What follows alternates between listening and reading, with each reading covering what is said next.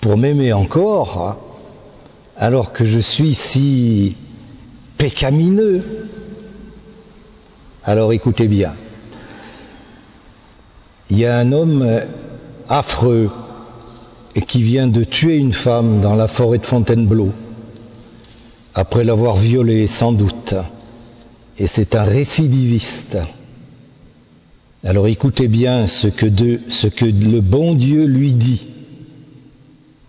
Ton péché, je le déteste, mais toi, tu ne peux pas m'empêcher de t'aimer. Ton péché, je le déteste, mais toi, ça va plus loin, mais toi je t'aime encore. Non, tu ne peux pas m'empêcher de t'aimer quoi que tu fasses.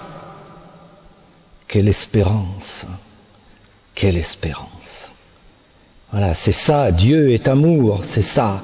Dieu est amour toujours, parce que Dieu est fidèle.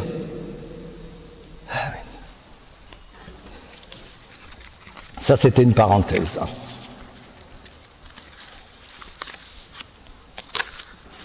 Donc, maintenant, on va parler de la grâce, parce que ce matin, on a parlé du péché.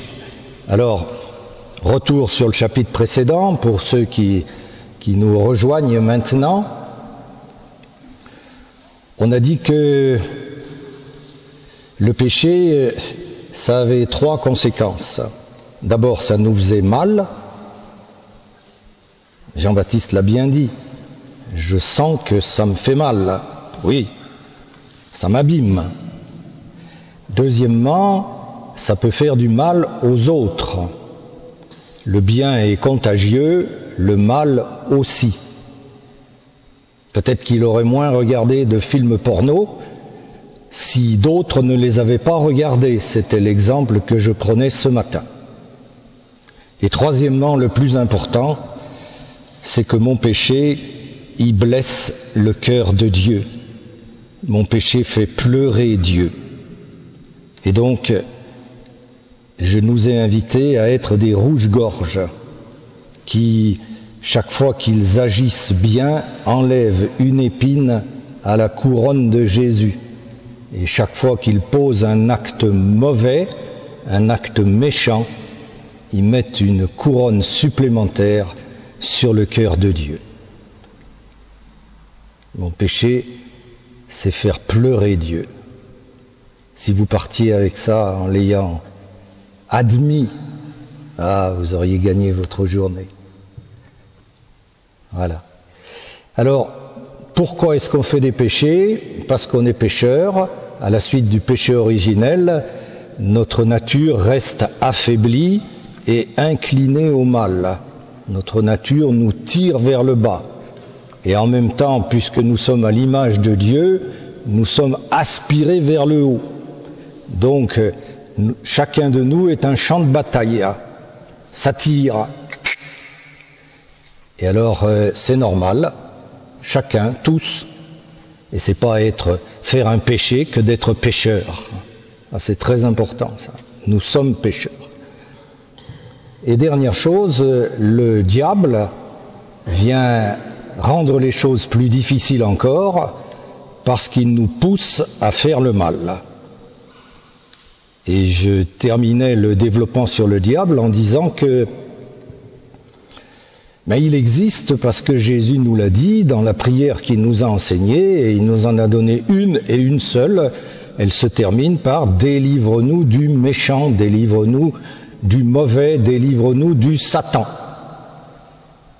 Voilà, et chaque fois qu'on dit notre Père, on devrait dire ça. Christine et moi, nous ne disons plus « Délivre-nous du mal ». Nous disons « Délivre-nous du mauvais ». Et nous mettons un visage sur cette réalité du mal, cette réalité du diable. Voilà, alors c'est bien difficile, on en arrive à notre méditation de cet après-midi, c'est bien difficile puisque nous avons la conjonction d'une nature inclinée au mal et de Satan qui nous pousse encore au mal. Donc on disait c'est mission impossible, et non, bien entendu. Le bon Dieu ne nous demande rien d'impossible. Et c'est le développement que nous allons faire maintenant sur la grâce.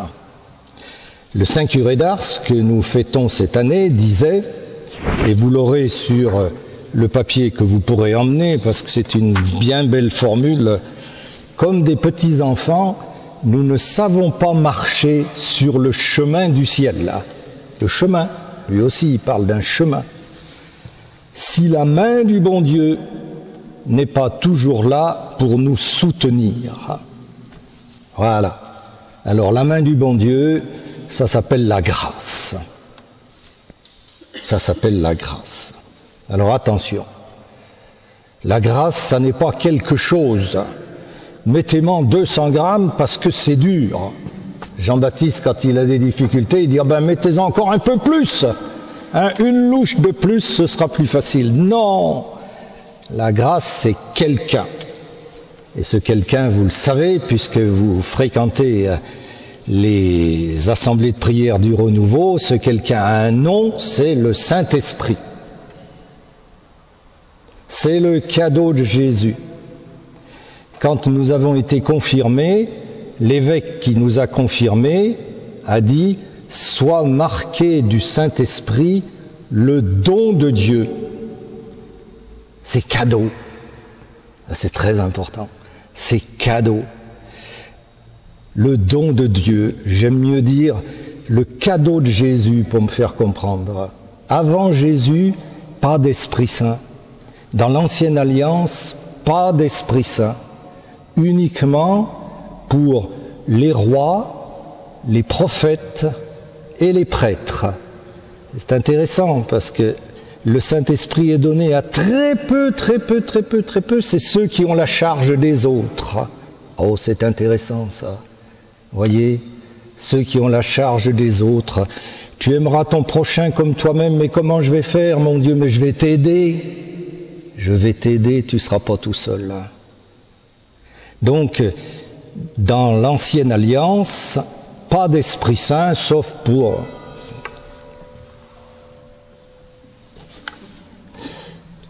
Voilà.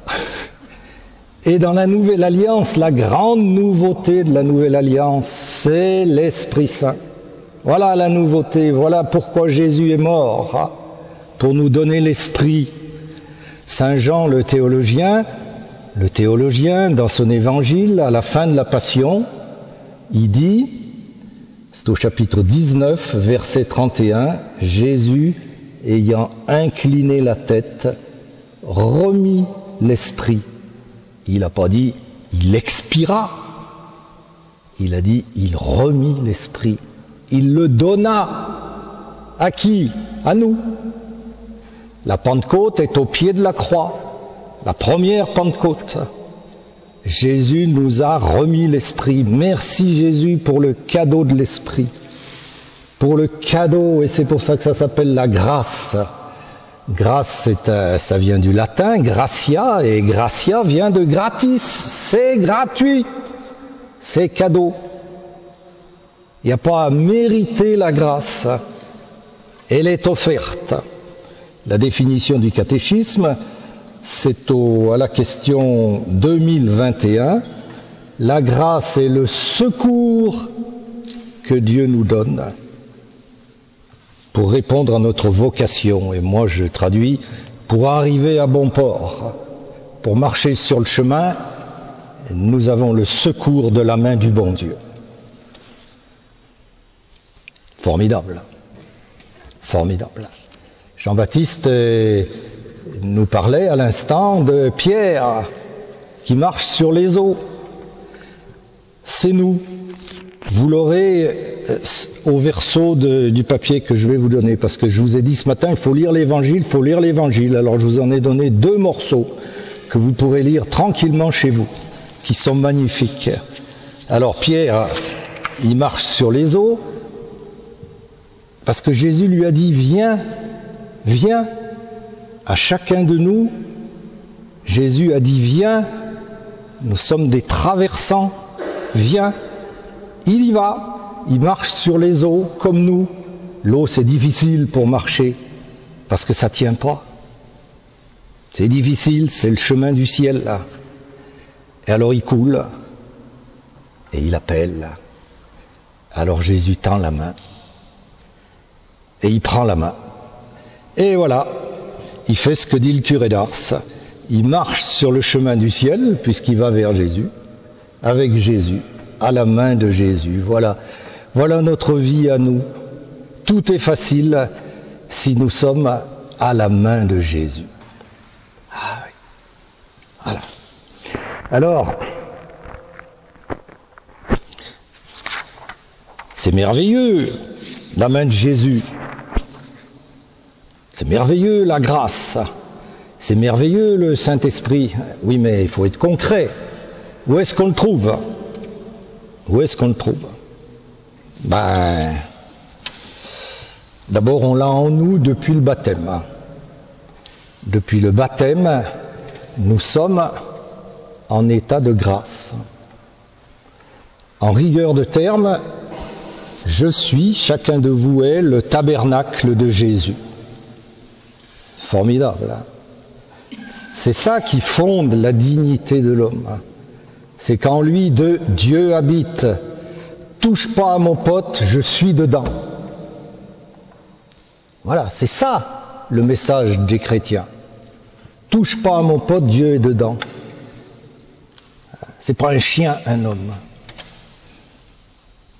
Donc, en nous, depuis notre baptême. Mais c'est pas suffisant, on le sait bien. Il faut qu'on aille se ravitailler régulièrement. La grâce, ça se stocke pas. Ça, c'est très important. Ça se stocke pas. Vous vous souvenez, la manne dans le désert. Tous les matins, il y avait la manne. Et on allait chercher le pain jusqu'à demain. Et curieusement, c'est ce que Jésus nous fait dire dans le Notre Père. Donne-nous aujourd'hui le pain quotidien. La bonne traduction de l'hébreu, c'est « Donne-nous aujourd'hui le pain jusqu'à demain. Demain, on ira chercher le pain pour demain. » Et c'est pour ça qu'il faut avoir recours régulièrement au sacrement. Et alors, pour bien mettre ça dans la tête des Hébreux, le bon Dieu avait fait que celui qui avait voulu faire des stocks, ça servait à rien parce que ça pourrissait.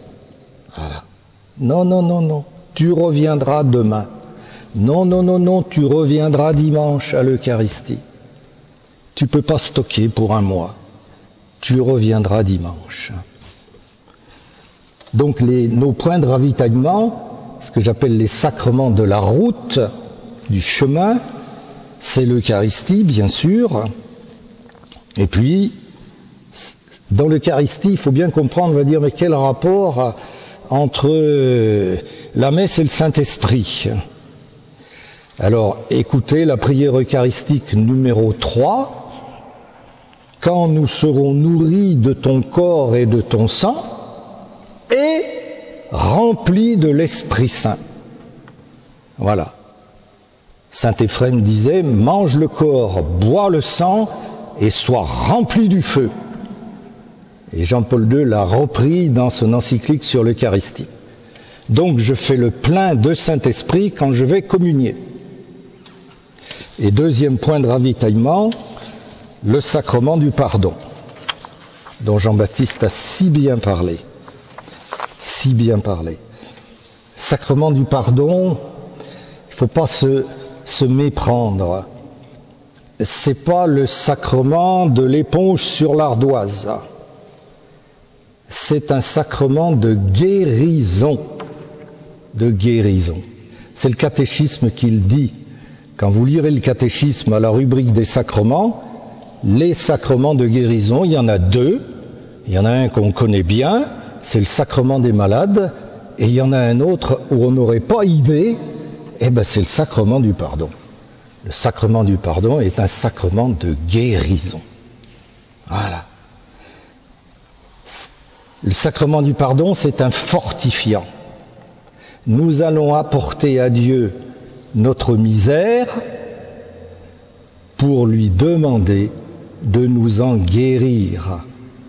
Petit à petit, pas à pas. Bien sûr, ce serait trop facile, on serait tous des saints, au bout de 5 confessions, n'est-ce pas? Non, c'est pas ça. Il faut que tu marches. Je te tiens par la main, tu vas tomber, tu tomberas pas bien bas si tu tiens ma main, tu seras vite redebout, et puis petit à petit, de mieux en mieux, voilà, tu arriveras à la sainteté, jusqu'au jour où, ayant traversé la mort, tu rentreras dans ma sainteté à moi. Alors comme tu ne seras pas suffisamment saint pour y rentrer, je te prendrai dans mon infirmerie. Et c'est le purgatoire. Vous voyez comme tout se tient. Alors le sacrement du pardon. Il faut aller lire dans Saint Jean, au chapitre 8, l'épisode que vous connaissez bien de la femme adultère. Et il faut bien le lire pour comprendre. Jésus lui dit, personne ne t'a condamné? Ben non, ils sont tous partis. Moi non plus, je ne te condamne pas. Nos péchés, ça n'intéresse pas le bon Dieu. Nos péchés, c'est le passé. Ce qui l'intéresse, c'est ce qu'il y a devant. Vous voyez, il y a chez Osée, il met loin de nous nos péchés comme est loin l'Orient de l'Occident. Je cite de mémoire. Nos péchés, il les jette à la mer. Et alors, il n'y a qu'un ennui, c'est que Dieu n'a pas la mémoire de nos péchés. Vous comprenez bien ça? Il n'a pas la mémoire de nos péchés. Ça ne l'intéresse pas. Mais les péchés qu'il a jetés au fond de la mer, c'est nous qui allons les rechercher. Alors, il n'y a qu'une solution, il faudrait qu'on ait un grand panneau avec dessus « pêche interdite ». Ça, ce serait chrétien. T'occupe pas de ce que tu as fait avant. Ce qui intéresse Jésus, c'est que ce que tu vas faire après. Je lis toujours Saint Jean, il s'adresse à la femme, moi non plus je ne te condamne pas, va, et désormais, ça l'intéresse, demain, devant, il regarde devant nous, ne pêche plus. Alors il faut bien comprendre que quand Jésus dit à la femme adultère, désormais ne pêche plus, c'est toujours, je te propose de ne plus pécher, car je t'offre ma grâce. Tu n'es pas obligé de la prendre. Tu n'es pas obligé de la prendre. Je t'offre la grâce de la fidélité. Voilà. Est-ce que vous comprenez ça? C'est très important. Alors à ce moment-là, le sacrement du pardon, il n'y a plus de problème. Quand je vais me faire guérir physiquement, je dis bien au médecin de quoi je souffre. Je tousse, je craque, j'ai de la fièvre. Si j'arrive et puis que je dis rien, il ne va pas pouvoir me soigner. C'est la même chose. Pour être guéri spirituellement, il faut que je dise ce qui ne va pas. Vous comprenez? Voilà. Il n'y a pas d'humiliation là-dedans. Il y a Jésus, j'ai besoin de toi sur ces points-là. Il faut que tu viennes m'aider. Et il le fait. Et il le fait. La définition du sacrement, c'est très important ça. Quand l'évêque, comme je le disais tout à l'heure, dit « sois marqué de l'Esprit Saint », c'est fait. C'est fait, c'est un sacrement. À travers les mots, l'Esprit Saint est donné. Quand je vais me confesser, c'est fait, même si je ne sens rien. Jésus me guérit à hauteur de ma foi. Si je lui en dis que la moitié, tant pis, il ne pourra pas me guérir. Hein. Ah, j'ai honte là, je ne peux pas le dire, c'est pas possible. Tant pis, mon Dieu. Tant pis. C'est pas totalement vrai. Hein. Parce que si en rentrant je dis Jésus, je me suis dégonflé, hein, mais il faut quand même que tu me guérisses. Il le fera. Il le fera, bien sûr. Bien sûr. Voilà. Alors c'est pour ça qu'il faut se confesser régulièrement. Parce que l'expérience a prouvé que on a la mémoire des 15 derniers jours. Alors quand on va se confesser, on parle de nos déficiences des 15 derniers jours. Alors évidemment, si c'était la dernière confession datée de 6 mois, ça fonctionne pas, vous comprenez. Voilà. Si on veut que Dieu vienne au secours de notre misère, il faut savoir la lui dire tout entière, dans la confiance de quelqu'un qui se sait aimer, appelé par son nom. Ah oui, mon Dieu. Que c'est beau. Que c'est beau. La grâce, la main du bon Dieu. Donc, plus rien n'est impossible. Il y a dans le catéchisme cette formule, ce que Dieu demande, il le rend possible par sa grâce. C'est tout. Il ne demande rien d'impossible. Jamais. Alors donc, on va voir que la grâce que Dieu nous donne, elle est suffisante, toujours, et nécessaire. Toujours. La grâce est suffisante. Alors, je vous ai mis sur le papier qu'on vous donnera 2 citations de saint Paul dans ses épîtres aux Corinthiens. La première, c'est saint Paul dit, voilà, moi j'ai un ange qui me soufflette une épine dans la chair et j'ai demandé par 3 fois au bon Dieu d'en être délivré. Donc il a des difficultés. Il ne dit pas de quel ordre, on ne sait pas. L'important, c'est que il a dit au bon Dieu, j'en ai marre, délivre-moi. Réponse de Dieu, c'est ça qui est fabuleux. Ma grâce te suffit, ma puissance se déploie dans la faiblesse. T'es un pauvre type, tant mieux. Tant mieux. Parce que si tu reconnais que tu ne peux pas y arriver tout seul, alors on va s'en sortir. Ma grâce te suffit. Il n'y a jamais rien d'impossible dans la vie chrétienne. Si on dit oh, ça c'est trop dur, faux. C'est faux. C'est faux. Complètement faux. Voilà. Deuxième citation de Paul, que vous devriez tous connaître par cœur.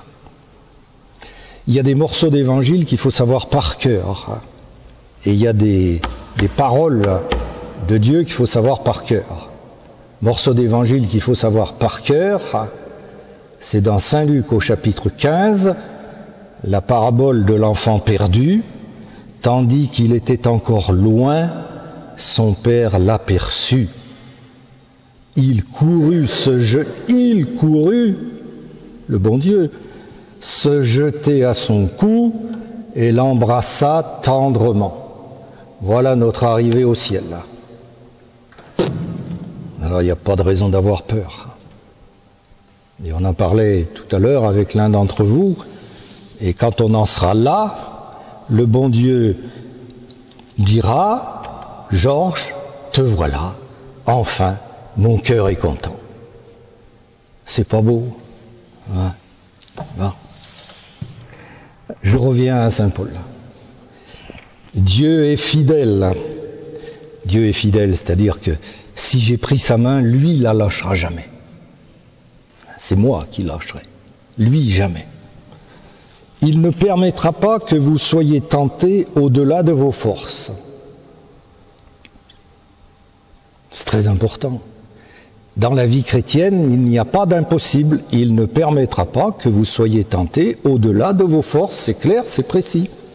Au moment de la tentation, au moment de l'épreuve, quand c'est difficile, il vous donnera la force de la supporter et le moyen d'en sortir. Écoutez, ça vaut la peine de la savoir par cœur, ça. Hein? Il ne permettra pas que vous soyez tentés au-delà de vos forces. Alors, ce qu'il faut comprendre, c'est que à grande tentation, grande grâce. À petite tentation, petite grâce. Mais toujours grâce suffisante. Grâce suffisante. À une condition, c'est qu'on la demande. C'est qu'on la demande. Voilà. Saint Pierre, non, Saint Pierre, il n'est pas saint encore. Hein. Pierre marchant sur les eaux. Quand il a vu que ça... Ah, l'évangile est très beau. Hein. Il cria. Pas il dit. Seigneur, sauve-moi. Ah, c'est beau ça. Il cria. Il faut crier vers le bon Dieu. Il faut crier. Comment on demande une grâce? On ne se met pas à genoux en disant Seigneur, je te demande ta grâce et comme la tentation est grande, il faut que ce soit une grâce. Mais non, on dit Jésus, Jésus, Jésus. Puis ça y est, c'est fait, c'est fini. Enfin, c'est fini. C'est plus facile. Voilà. Donc vous apprendrez par cœur cette parole de Paul dans la première aux Corinthiens. Voilà. Là, j'ai envie de chanter parce que vous le savez sûrement. Garde-moi, mon Dieu, ma force est en toi. Garde-moi, mon Dieu, mon bonheur c'est toi. Garde-moi, mon Dieu, ma force est en toi. Garde-moi, mon Dieu, mon bonheur c'est toi. La grâce est suffisante et la grâce est nécessaire. Ah oui, il y a aussi, j'avais oublié, j'avais un petit développement là sur Pierre marchant sur les eaux. J'ai dit il faut demander. Mais deuxièmement, et c'est pour ça qu'il faut bien lire l'évangile, quand on le lit là, nous on dit ben voilà, Pierre il coule, il crie Jésus, puis Jésus le prend, puis c'est fini. Ah non, c'est pas comme ça. Jésus fait pas tout le boulot. Il n'a pas pris Pierre dans ses bras pour le porter dans la barque. Non, non, non. Il a pris Pierre par la main et ensemble, ils sont allés jusqu'à la barque. Et là, Pierre ne coulait plus. Ça veut dire quoi, ça? Jésus ne fait pas tout, c'est « aide-toi et le ciel t'aidera ». Vous voyez, imaginez, Jésus, Jésus, puis Pierre, il arrête de marcher, ben il va couler. D'accord? Il faut aller au bateau. Donc il faut qu'il marche. Mais Jésus va lui donner la main et ils n'enfonceront plus. Aide-toi et le ciel t'aidera. Il ne faut pas dire que le bon Dieu va tout faire. Hein. D'accord? Ça c'est important. Et troisième notation, Jésus ne supprime pas l'épreuve. Quand vous lisez le texte, vous voyez à la fin, le vent tomba quand ils furent montés dans la barque. Quand Jésus l'a pris par la main, le vent ne s'est pas arrêté, l'épreuve a continué. Mais Jésus l'a mené à bon port. C'est très important ça. Jésus nous permet de faire face. Il ne supprime pas l'épreuve, il ne supprime pas la tentation, mais il nous permet de la surmonter. Il nous permet de faire face, il nous permet de ne pas couler. Tout ça, c'est dans 4 versets de l'Évangile. Vous voyez qu'il ne faut pas le lire trop vite, l'Évangile. Et quand on dit il faut méditer la parole, ben voilà un exemple. Et en regardant de près un épisode, on a des choses à apprendre, on nous dit des choses dont on a besoin. Donc, la grâce est suffisante et la grâce est nécessaire. La grâce, c'est pas un luxe. C'est pas avec le Saint-Esprit ce sera plus facile. Non, non, c'est pas ça. C'est sans le Saint-Esprit ce sera impossible. Jésus l'a dit. Oh. Jean 15, 5. Sans moi, vous ne pouvez rien faire. C'est clair. Hein? Vous ne pouvez rien faire. Alors Jésus n'a pas dit, vous êtes des bons à rien. Il a dit, tout seul, vous allez vous planter. Ah oui. Mais ça explique beaucoup de choses de notre vie chrétienne et du monde qui nous entoure. C'est trop dur parce qu'on a jeté Dieu par-dessus bord. Dieu a déserté le monde des hommes, alors le monde des hommes, ben voilà, il est comme on le connaît, pas brillant. Voilà. On regarde un autre évangile que vous connaissez bien, mais qu'il faut aussi bien lire. Comme c'est toujours difficile après le repas, je vous raconte des histoires. C'est plus facile pour vous pour suivre. Voilà, alors donc, l'évangile de la pêche miraculeuse. C'est dans Saint Luc au chapitre 5.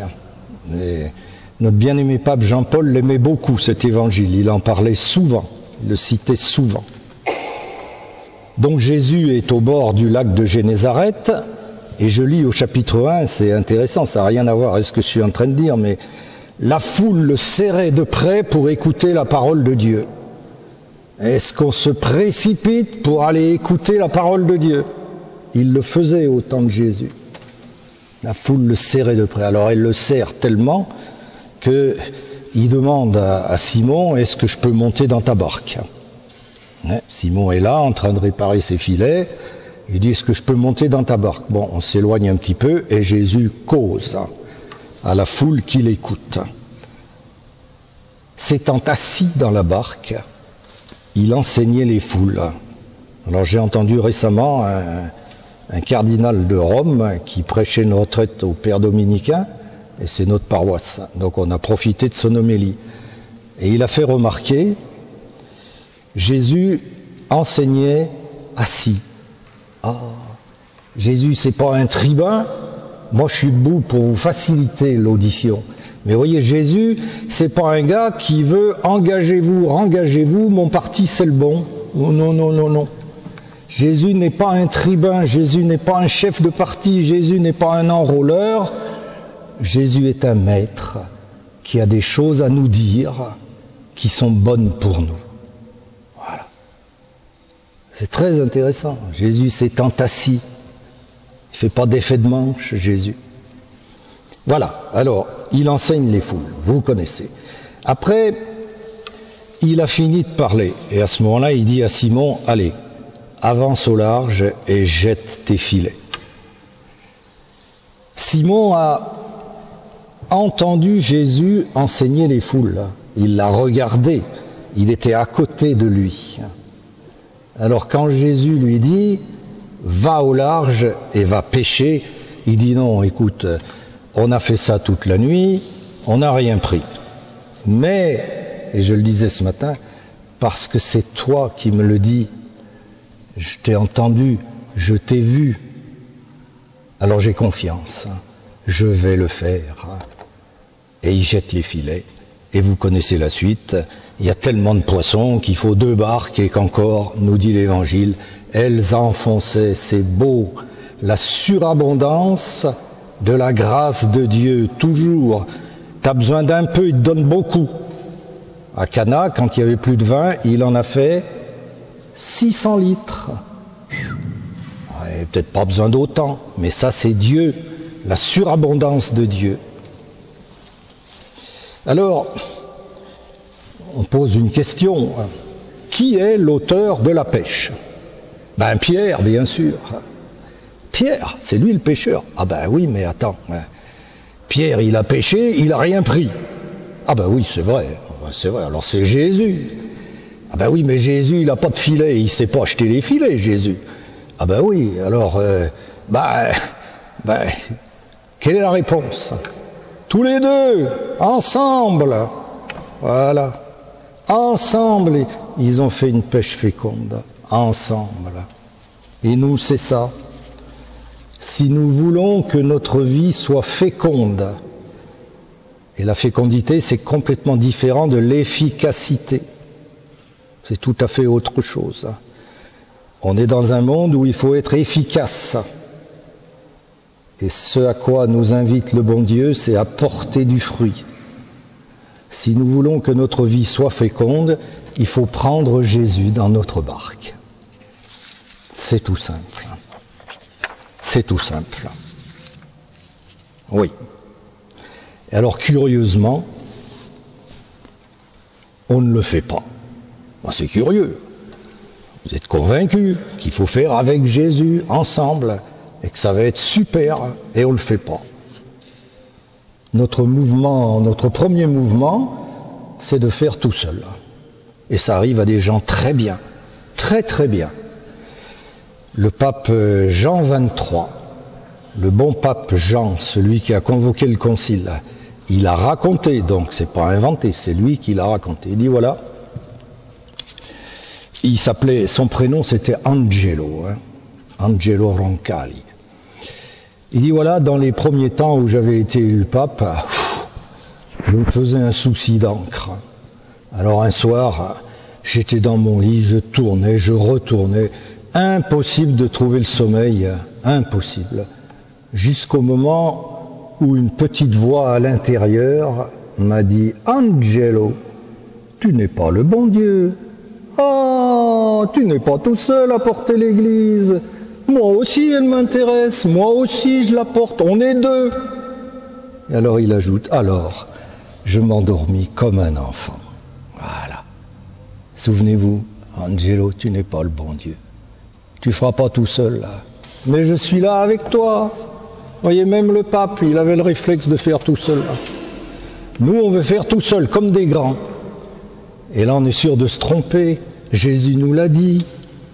Ça aussi, il faudrait le savoir par cœur. On l'a entendu 2 fois cette semaine, cet évangile. Matthieu, chapitre 18. On l'a entendu pour la fête de Thérèse de l'Enfant Jésus, et on l'a entendu pour la fête des anges gardiens. Donc, dans les 3 jours qui viennent de se passer, cet évangile nous a été donné 2 fois pour la liturgie. Si vous ne changez pas pour devenir comme les petits enfants, vous n'entrerez pas dans le royaume des cieux. Si vous ne changez pas, j'insiste, ah oui, il sait bien que c'est difficile. Alors jouez pas au grand, jouez pas au grand. Devenez comme les petits enfants. Alors c'est quoi il dit petit enfant, le texte, c'est pas... Nous on dit, il faut être comme les enfants pour entrer dans le royaume de Dieu. Non, non, non, non, après de regarder l'évangile dans le détail. Si vous ne changez pas, il faut que vous fassiez un effort pour devenir pas comme un enfant, comme un petit enfant. Alors, le petit enfant, c'est quoi? C'est celui qui se laisse aimer, qui trouve son bonheur à donner la main à son papa, à sa maman. Quand ils sont plus grands, ils veulent pas. Ils vont traverser tout seuls, ils vont se débrouiller tout seuls. Mais quand ils sont petits, ils prennent la main. Voilà, ils trouvent leur bonheur et leur épanouissement dans l'amour. La vitamine de croissance du petit enfant, c'est l'amour. Et c'est pour ça qu'il faut pleurer sur les enfants sans parents, sur les enfants abandonnés, sur les enfants perdus. Vous voyez, ils ont perdu leur vitamine de croissance. Donc, si vous ne devenez pas comme des petits-enfants, l'humilité est la matière première de la grâce. Regardez la messe. On passe son temps à se rappeler qu'on est des pauvres pour profiter de la grâce de Dieu. On commence. Je confesse à Dieu que je suis un pauvre type. Ok? Après, Seigneur, prends pitié du pécheur que je suis. Magnifique. Voilà. Après, deuxième partie, avant la liturgie eucharistique, on dit autre chose. Oui, le prêtre s'incline tout bas, humble et pauvre. Nous te supplions, Seigneur, accueille-nous, que notre sacrifice en ce jour trouve grâce devant toi. Humble et pauvre, avant la communion, agneau de Dieu qui enlève le péché du monde, prends pitié de nous, prends pitié de nous. Le bon Dieu sait qu'on l'oublie tout le temps, ça, qu'on est des pauvres, donc on nous le fait répéter pendant la liturgie, c'est-à-dire de se vider les mains pour arriver à la communion, les mains vides, en disant « Seigneur, j'ai besoin de toi ». Ça, c'est beau, vous voyez. C'est mieux que de tirer la langue, à condition qu'on sache ce qu'on fait. J'ai les mains vides, Seigneur, viens les remplir. Ah, il est content, là. Là, il est content. C'est Cana, 600 litres. Voilà.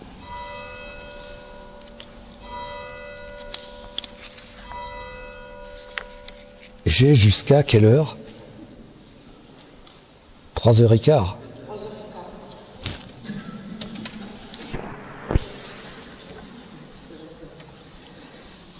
Donc, vous avez compris, ce que je viens de bien développer, c'est que il faut faire équipe avec le bon Dieu. La vie chrétienne, ça se joue pas en solo, ça se joue en équipage. Il n'y a pas de Vendée Globe dans la vie chrétienne. C'est pas bon. Alors,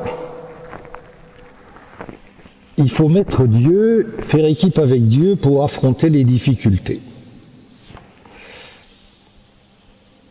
Quand c'est difficile, il faut en parler au bon Dieu. Alors je vais vous lire ce qui est arrivé à Martin Luther King. Vous connaissez Martin Luther King, la lutte des non-violents pour la reconnaissance des droits civiques des Noirs aux États-Unis, mort assassiné en 1968 à 39 ans. Donc tout démarre en Alabama, là où il habite. Une femme noire rentre chez elle le soir, elle est très fatiguée. Alors elle monte dans l'autobus et comme ça fonctionnait là-bas à l'époque, elle s'assoit à l'arrière, l'avant étant réservé aux blancs. Mais le règlement prévoit aussi que quand les blancs ont plus de place devant, eh ben ils font lever les noirs. D'accord ? Alors il y a un blanc qui vient lui demander sa place. Et elle refuse. Ah, elle est arrêtée par la police. Et c'est de là que démarre l'action de Martin Luther King. Il dit ça, non. Non, on ne peut pas admettre, il faut qu'on se dresse là contre. Donc il boycotte les transports en commun et leur boycott va durer plus d'1 an. 382 jours. Aller à pied au boulot, revenir à pied du boulot, mais refuser de prendre les transports en commun tant que le règlement n'aura pas changé, ne sera pas plus équitable pour la dignité des Noirs. Alors évidemment, ça se passe très mal là. Les Blancs menacent Martin Luther King. On lui téléphone, on lui écrit. Et ce soir-là, il est couché et il reçoit un coup de téléphone particulièrement menaçant. « Écoute, sale nègre, on en a marre de toi. Avant la semaine prochaine, tu vas regretter d'être venu habiter ici. » Cette fois, il a peur. Il se lève, va à la cuisine et il écrit « J'avais atteint le point de saturation, j'essayais de trouver un moyen de disparaître sans avoir l'air d'un lâche. » Il est perdu, vous avez compris. Et il est à la tête d'un mouvement. Alors que mon courage était pratiquement perdu, je décidais de remettre mon problème à Dieu. Ça, c'est intéressant. C'est pour ça que je vous lis ça. La tête dans les mains, je m'inclinais sur la table de la cuisine et je priais à haute voix. Ce que j'ai dit à Dieu cette nuit-là est encore vivant dans ma mémoire. Maintenant, j'ai peur, Seigneur. Les gens se tournent vers moi pour être guidés. Si je vais devant eux sans force, sans courage, eux aussi vont se dégonfler. Je suis au bout de mes forces. Je ne puis plus faire face tout seul. Voilà une belle prière. Vous voyez, l'appel au secours. Alors, je le lis là, je n'invente rien.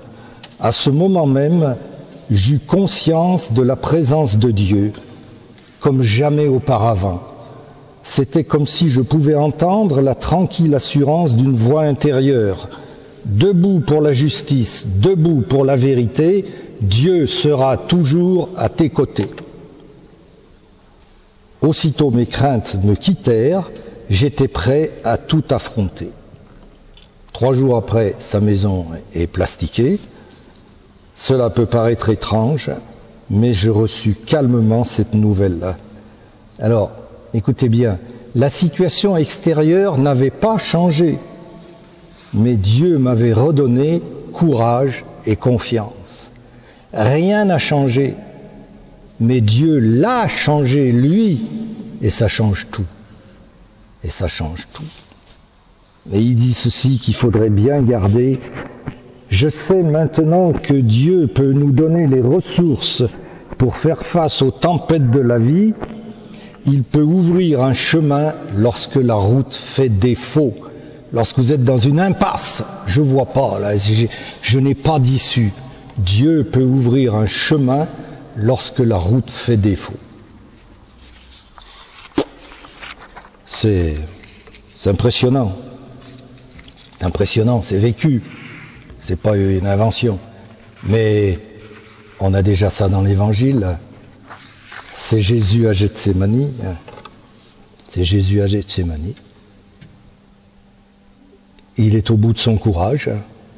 Il a envie d'abandonner. Et il s'en remet à Dieu.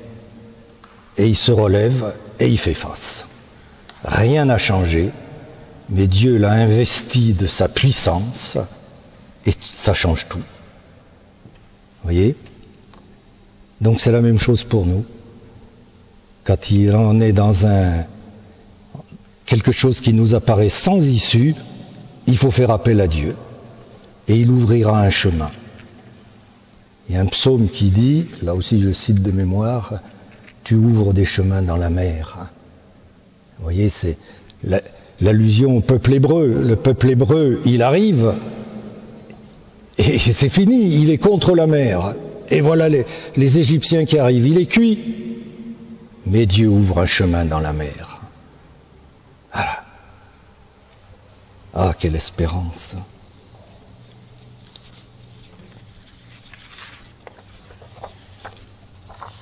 Et je voudrais finir en disant que quand ça va mal, assez spontanément,